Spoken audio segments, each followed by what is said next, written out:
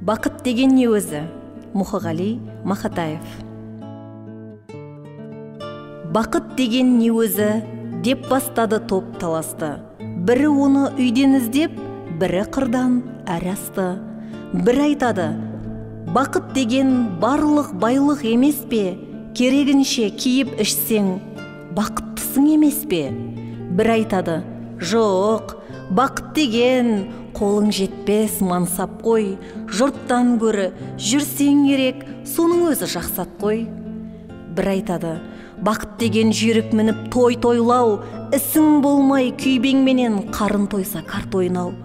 Бір айтады, бақыт деген адал жар мен перзент қой, ынтымаққа ырыс келген, ол да соған ермек қой.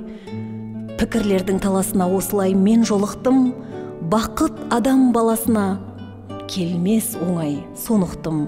Безбеймін мен баладан да, байлықтан да, жардан да, мансап жетпес бар адамға үлестіріп алғанда. Үміт үзбей іздейді олар, тыңдап сол бір жақұтты, оны алыстан іздемегін, жүректен тап бақыт.